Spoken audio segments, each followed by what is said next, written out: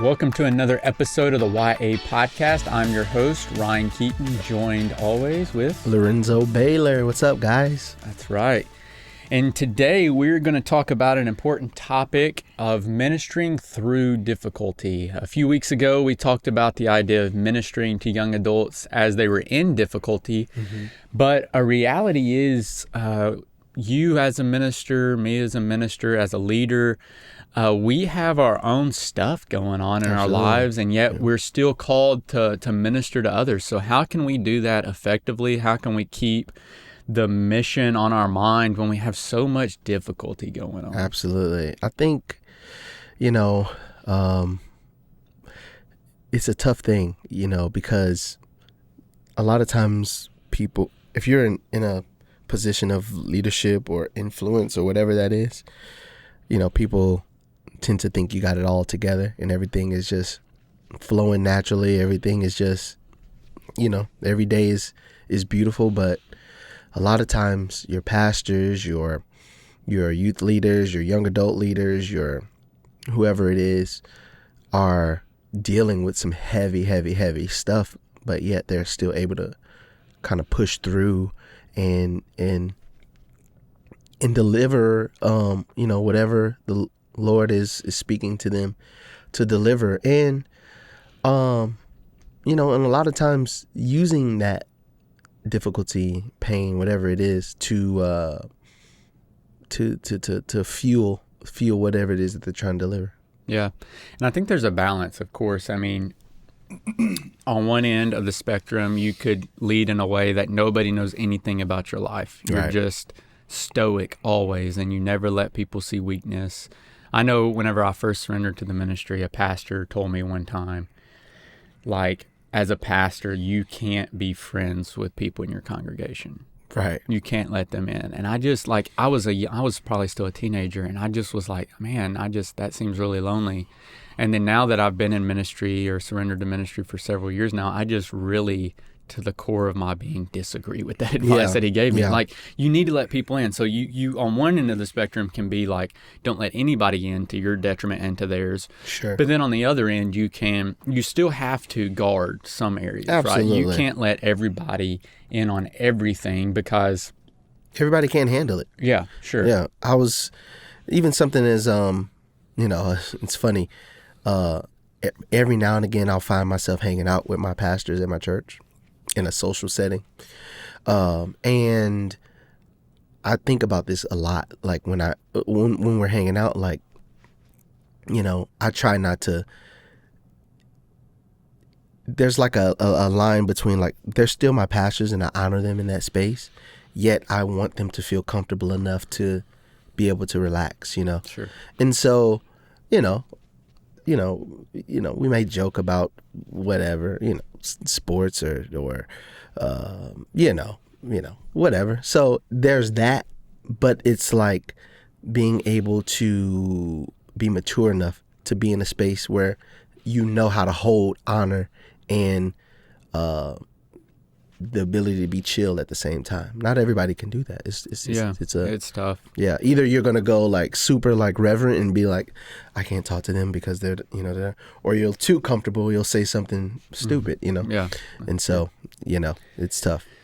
Yeah. And I mean, I just think back in this topic, trying to think personally. I mean, I don't know if there is such a thing as quote unquote, a normal season of ministry, but it seems like there's always something going on in every season, right? You're either going through something personal, whether it be a death in the family or a really difficult situation in a relationship, or your church is going through a difficult season. Yeah.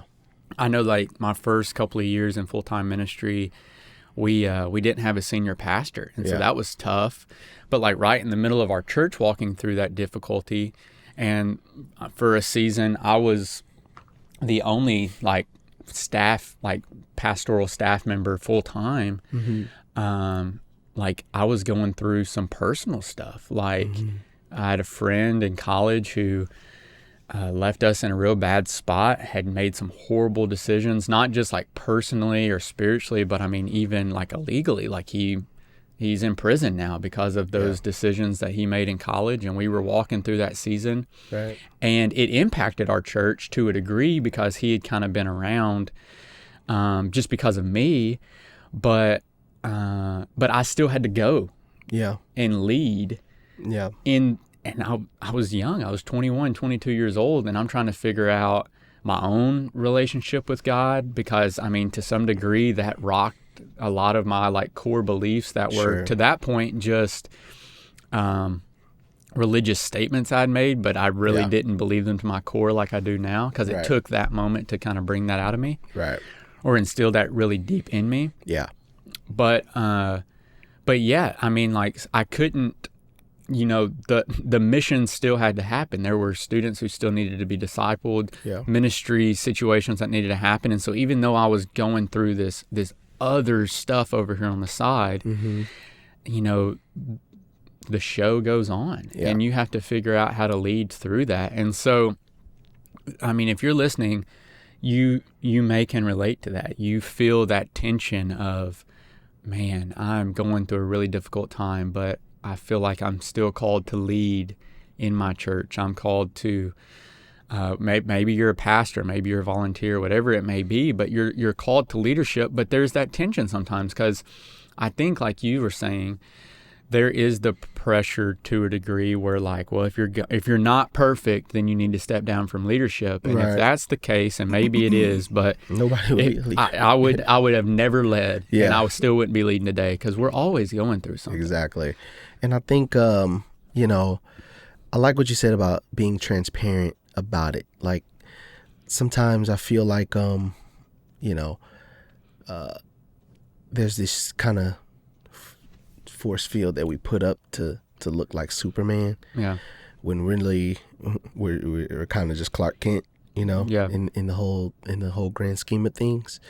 And being able to use that as effective ministry tool to say, hey, you don't have to have it all together. Like, you don't have to be perfect for the Lord to speak through you and use you. In fact, he wants to use that weakness, imperfection to his glory, to his benefit, you know? And so releasing that is a tough thing too. Releasing the notion that you have to be some type of way, you know, releasing the notion that, okay, when I'm, you know, sometimes I struggle with people who speak very strongly on a given topic, like, you gotta do this, you gotta do, when really I probably see it as a very nuanced scenario. Sure.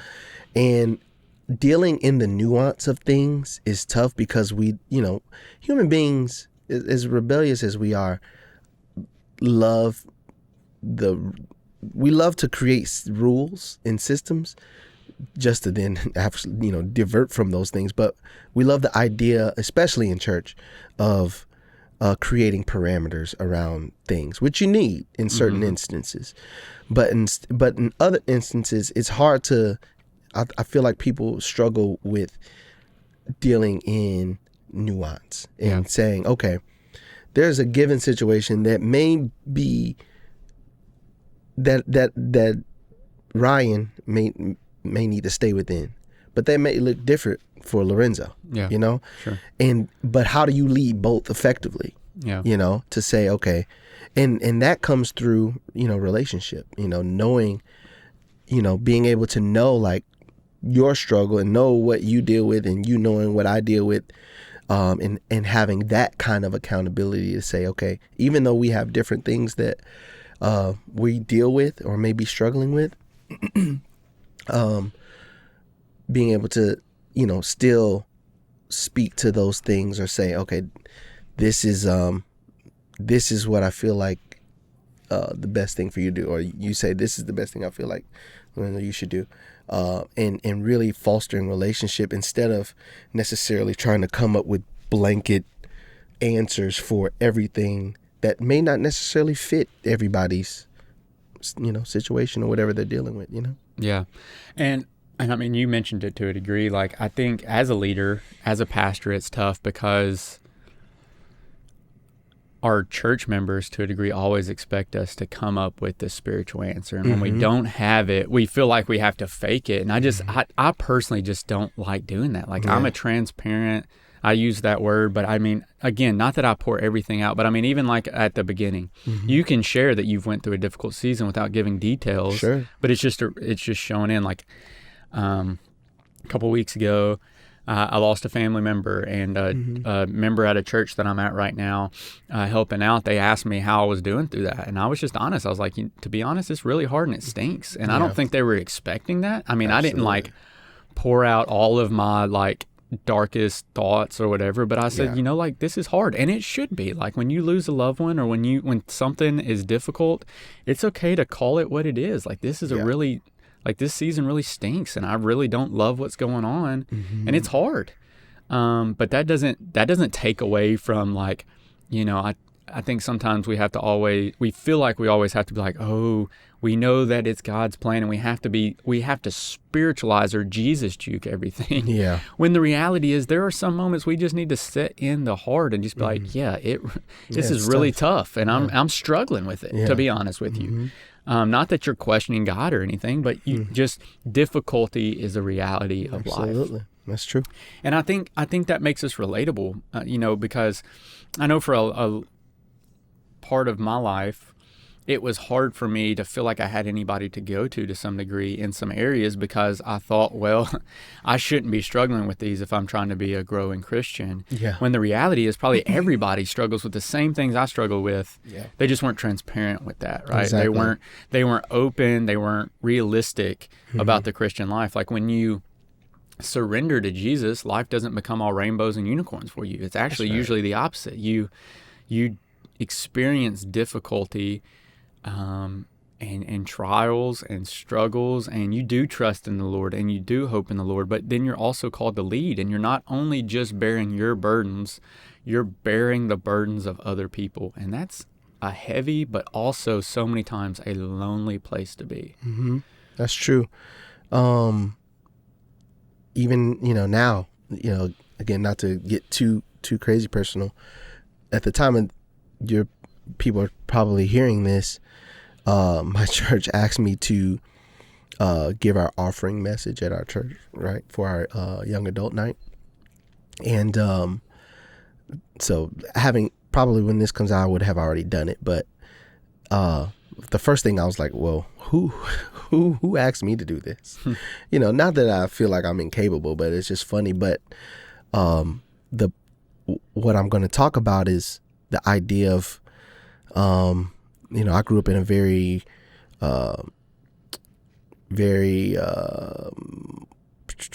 I'm trying to figure out the best way to say it, but like, you do this so the Lord will do this kind of environment. Like, you give so the Lord will bless you.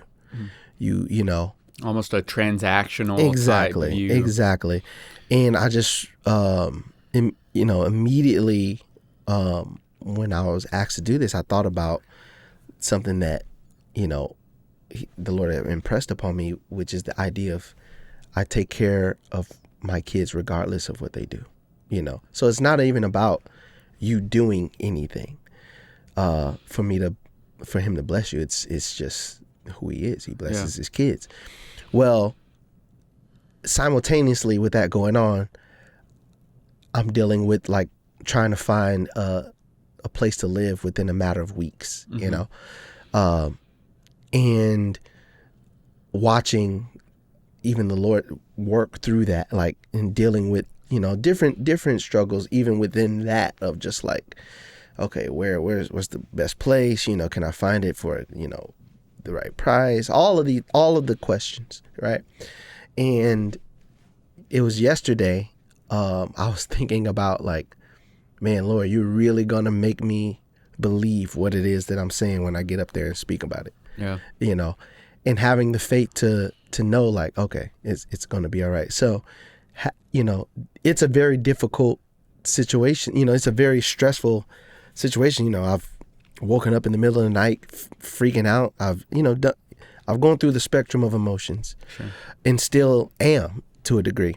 But at the end, it'll be a beautiful testimony, And I was having this conversation, just learning to embrace the hard, like you said, just sitting in it, knowing like the Lord is going to work it out. He's gonna bring comfort to you, in your time of loss. You suffer some loss, but being able to say, I'm gonna embrace this moment, and not in a pity kind of way, but just in a, it's okay that I'm sad. It's okay that I'm not okay. It's fine. But with a reassurance of like, joy will come in the morning, Yeah. And so as you're listening, you're probably thinking, all right, we're talking about this on a podcast. We're talking about difficulty. And reality is it's easy for us to sit in front of a mic and talk about ministering through difficulty. It's a lot harder to be in the grind every day, right? Absolutely. And to push through when, the reality is people are people, and even people who call themselves Christians don't always allow you necessarily to walk through difficulty how you need to. That's a fact. And so, I want this to be real, but I also want it to be practical. And so first, a thing that has helped me walk through difficulty and minister still well is just having good people in my corner that I can go to. And when I need help. And sometimes that's in your context, but a lot of times it's out of your context. If you're a ministry leader especially, and you're leading your congregation, you can't go to somebody in your congregation and vent or ask questions about sensitive topics within your congregation always. Absolutely. So you need people who are high capacity, who are maybe outside your context, but in a similar environment. Maybe they're a pastor of another area or whatever, who you can just go to and ask questions or vent or whatever it may be. That's just a healthy, practical thing to have. Yeah. Have you seen that in your life, of just people who have been those mentors or been those safe places in difficult times? Oh, yeah. I may have said this on this podcast before. My dad is one of 9 kids, right? Wow. 7 boys, 2 girls. And so, I grew up in a pretty big family.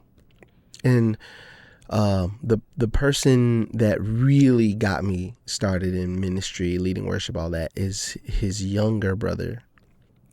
And he really took me, he pretty much showed me the way. Like if I'm Luke, he's Obi-Wan, he's Yoda, or something. He's Obi-Wan, because then his older brother would be Yoda. There is a Yoda.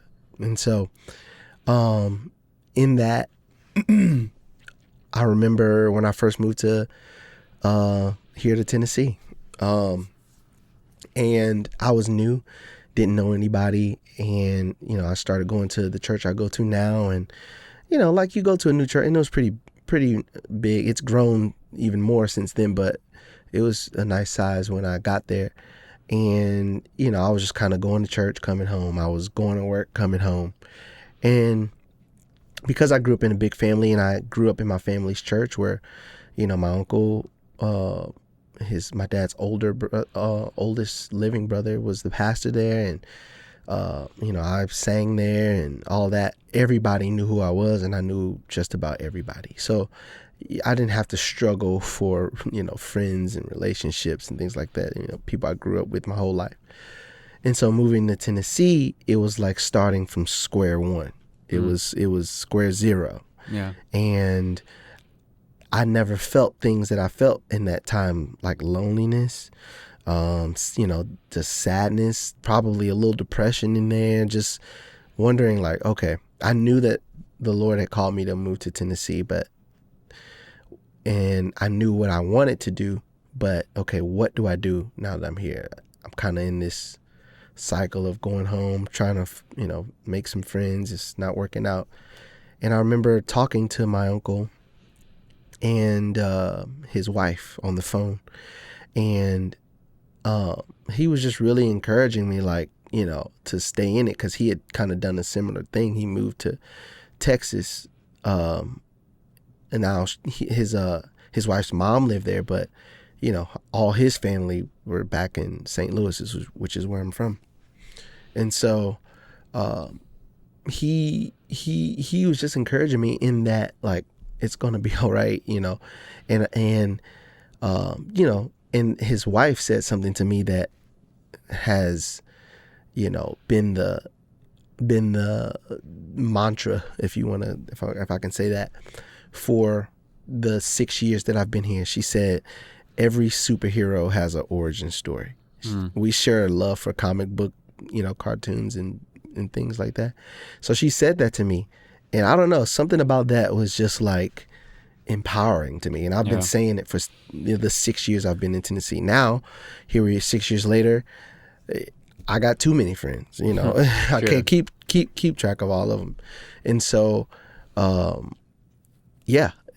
was a tough time where, I don't know, had I not had that moment, I don't know, I might have just went back home. I might have, who knows? I didn't have any thoughts of that at the time, but you sit in something long enough, it'll change the trajectory of what it is that you're called to do. Sure.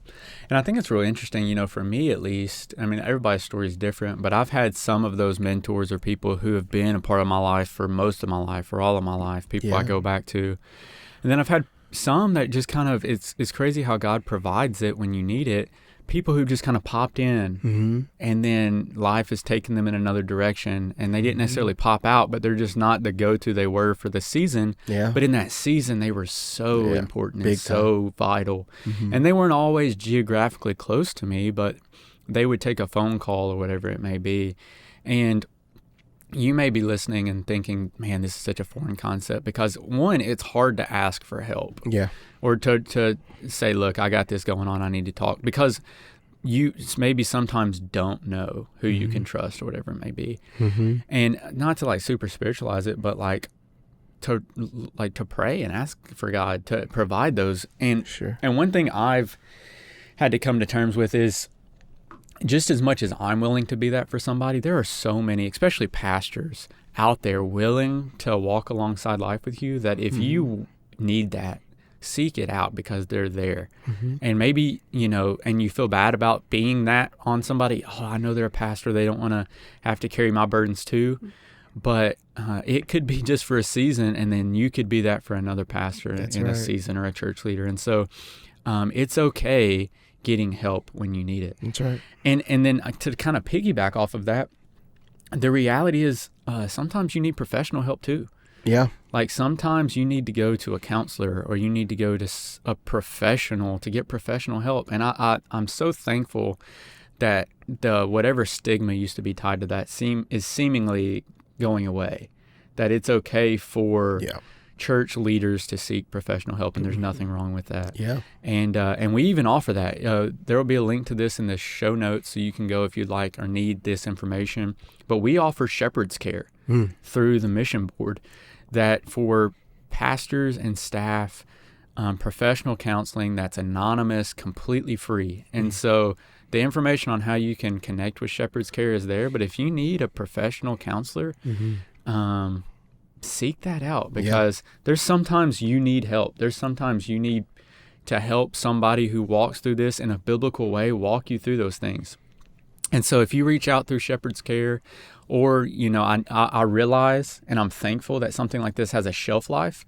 Starting in January of 2025, we're going to have a bigger emphasis on mental health and pastoral mental health. There'll probably be other resources that are created that we don't even know about at the time of this recording. Yeah. And so we'll go back and update the show notes. So make sure, if you're struggling with that, or if you need help in that, go to our show notes, and some resources will be posted there, because we're only as good as we allow ourselves to be, and we need community around us rallying us up. Sometimes we need to be that Moses that has somebody holding our arms up, because we can't do it by ourselves. We can't always keep our arms held up. And so, man, just having those people around you that can pour into you while you're trying to pour into others, so important. Absolutely. What are some, because I know we're probably getting close to the time, but no, we're good. We're good. Who is somebody in your life that you've been able to just reach out to, and going through a tough time, dealing with even leading a family, things like that. What have you had to lean on somebody, even being a new dad or, something Sure. like that? Yeah, so I mean, obviously throughout my whole life, my dad, my grandfather, they've been like spiritual giants Yeah. my whole life, and I mean, I've gone to them and vented and ranted and my entire life. Yeah. My home church pastor, he's been at I grew up in Dixon and Sylvia Baptist Church, and Clark Brown has been there for 20 years or something like that. So he's Yeah. been my pastor for a majority of my life. He helped me walk through my call to ministry and things like that. But I also want to give honor where it's due, and so there were seasons. There was Lee Wilson at Union University who really poured into me through a difficult time. Mike Hickman at First Baptist Dyersburg. Mike stepped in at a really difficult season and was able to kind of be a pastor whenever I didn't have a pastor. Yeah. Clay Hallmark, my pastor now, has been huge in my life and ministry. Shout out to Pastor Clay. Shout out Clay. to Clay. Yeah. Scott Dawson, who we had on here a couple of Yeah. weeks ago, really took me under his wing kind of through Clay. I met him, and Scott has been a great mentor Yeah. the last few years, and just a prayer warrior. Anytime I've needed prayer, he's been somebody I could reach out to. And That's so awesome. shout out to those men for taking time to pour into me. Yeah. And there's been so many more that I didn't mention that hold a special place in my heart, whether it be Sunday school teachers or small group leaders throughout my life, or just friends who've come and gone along the way. Yeah. But so many who have just taken time to pour into me. And I hope to be half the person that those people were to me, because, man, Yeah. it's been so good. It's funny. Just speaking about mentorship, and somebody asked me the other day, because I'm single, right? And somebody asked me the other day about being married and like what sort of like fears do you have around that, right? And I was thinking about that, and the answer I came up with was, I saw my dad do it so well, be a husband, be a dad, that on some level it's like, man, can I do it like he did it? And I think about that even in ministry. I've had such good examples of great men and people who have done it well.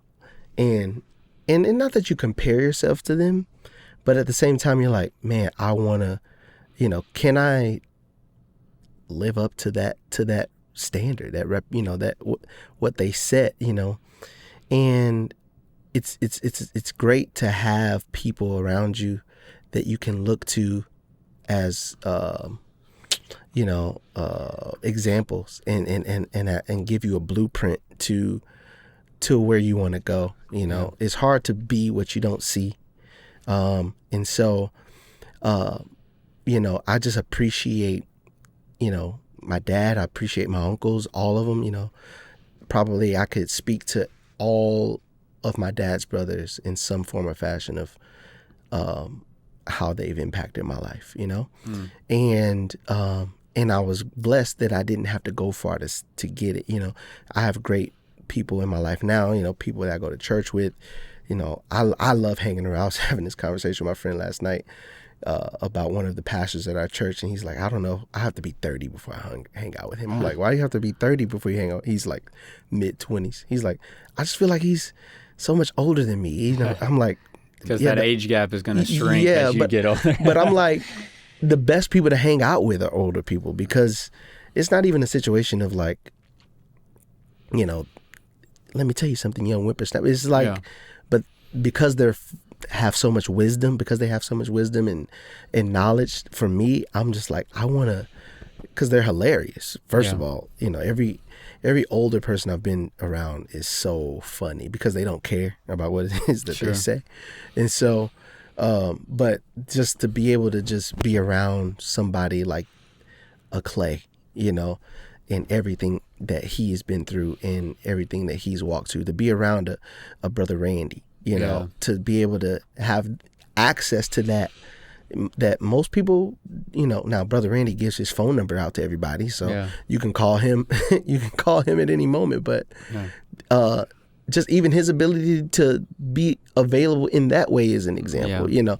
And so, you know, I just honor, you know, those pillars and giants who have set the stage and set the example for what it looks like to do this the right way, because we see it done. People who are doing it the wrong way it's so loud, you know, and it can be made to feel like everybody's this way, when reality is probably the majority of people are actually doing it right. Yeah. But it's the people who aren't doing it so great that tend to get the most you know, the most noise. So yeah. Yeah, and I would say, like, being ministered to, but again, just giving one more place of honor before we move on. You mentioned Brother Randy, and, you know, this seems so small, but I remember it. You know, I talked about that difficult season I went through back in college, and I was technically just the interim youth pastor at this point. And Brother Randy called me. Oh, wow. I was, 22, senior at college, and he called me and prayed over me. Really? He probably don't even remember that. I don't know if he does or not, but that just really meant a lot to me in that difficult season. Yeah.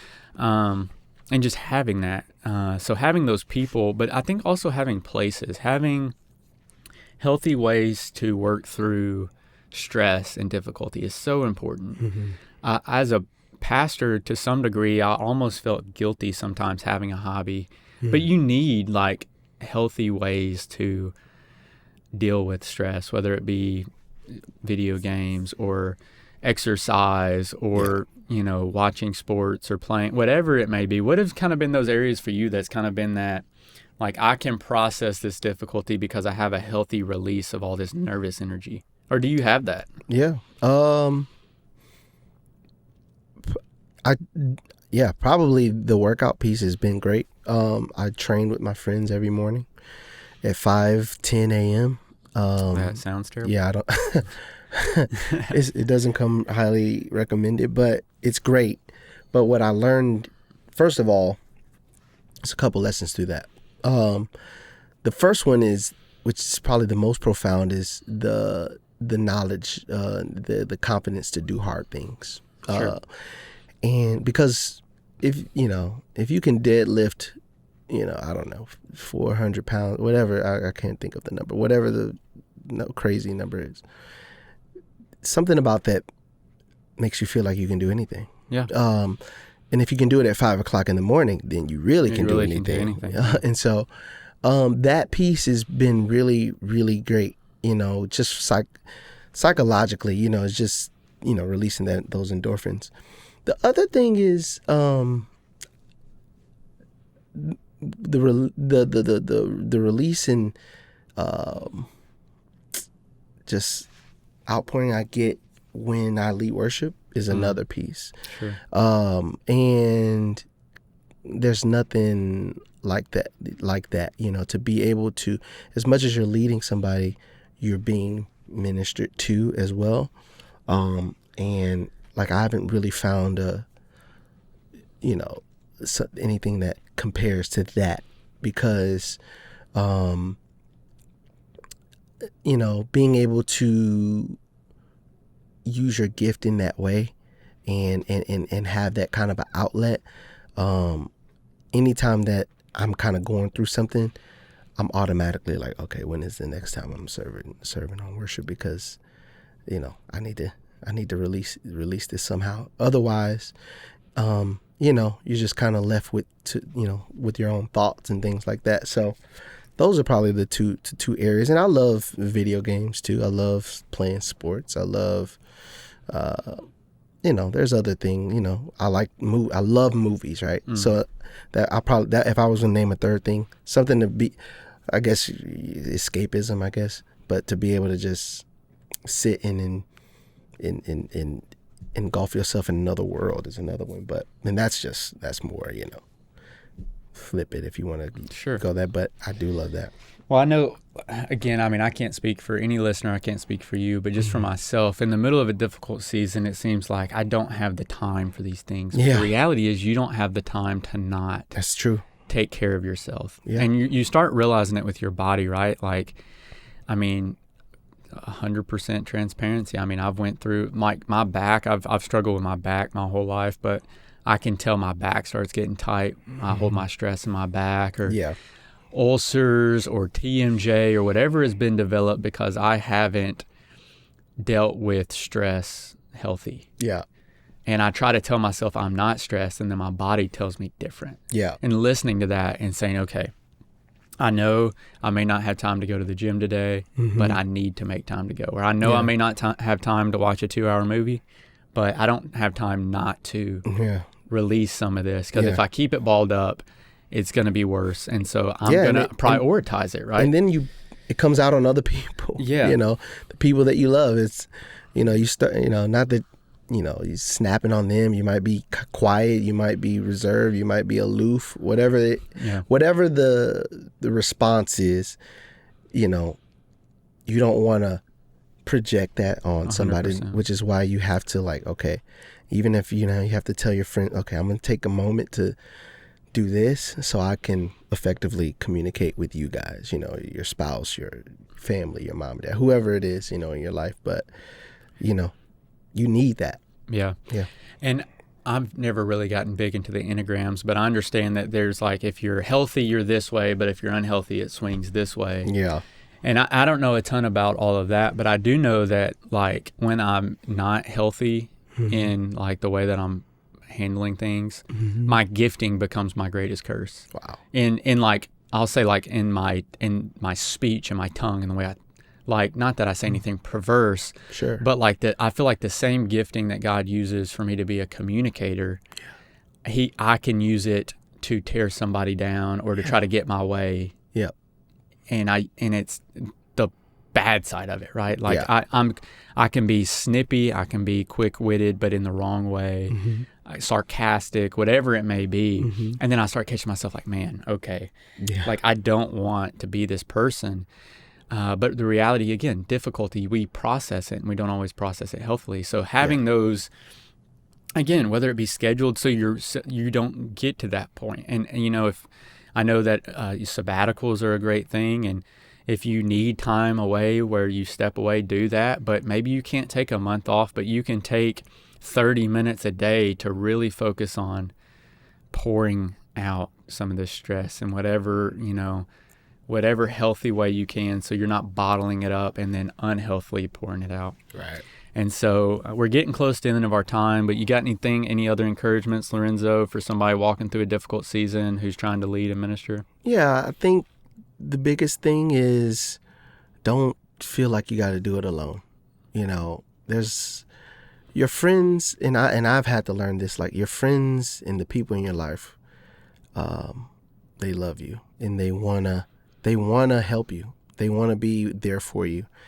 And so just allowing yourself to be vulnerable enough to ask for help, ask for counsel, ask for, you know, just what you need, and not feeling like, especially pastors, especially leaders, you know, you don't have to be Superman. You don't have to be, you don't have to have all the answers. You don't have to have it all together all of the time.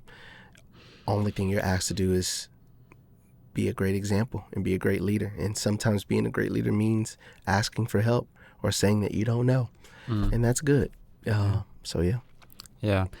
And I would just say, like, for me, and this is a word, I'm not even saying it to you, I'm saying it to me, but just don't take yourself so serious. Like, you know, if you need to take a day off, the ministry will go on, like, without me. That's right. I'm not even saying without you, without me. Like, it's okay for me to step away for a moment if I need to. Somebody else will pick it up that time. Like, and so, like, putting ourselves in the proper perspective of the work of God's kingdom. Like, God wants us to work, but he doesn't need us.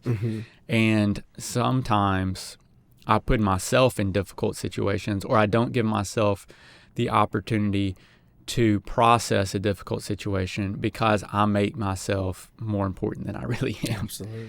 Like, and that's not beneficial to me or the people I'm trying to lead. And so remembering who God is God, I'm not God. And so it's okay for me to process things and walk through difficult things as I'm leading.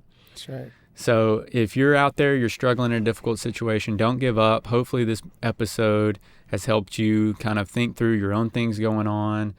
If there's anything we can do, the mission board, we are here to walk alongside of you. If myself or Lorenzo can do anything we can to help hold your arms up, we will. But if we can't, we can point you to somebody in your area who would love to come alongside of you. Don't give up. The mission is too important.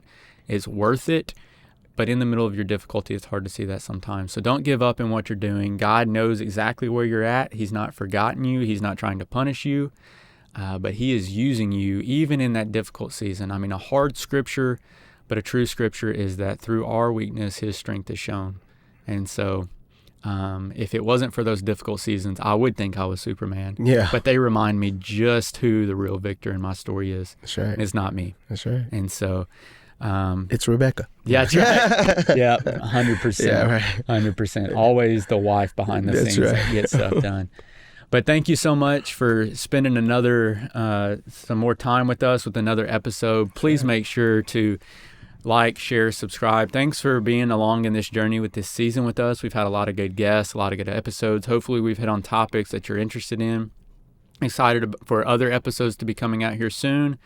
I know that this episode is coming out in the middle of the holidays and all of that, so hopefully you're finding time to rest and process. Merry Christmas. And, that's coming up here. It'll be before we know it. Come on. So if not... I was at Dollar General at the time we're recording this. Is October. I was at Dollar General and I saw some Christmas decorations and stuff, and got you in the mood, right? Yeah, well, got you in the Christmas spirit. I'm a little upset. Like, okay, let's get through, Thanksgiving. That's right. That's right. When this episode drops, we'll be through Thanksgiving. That's right. And right around the Christmas season. And so, we're looking forward to the next year. We're looking forward to what God is going to do in 2025. And we're thankful you're in this journey with us.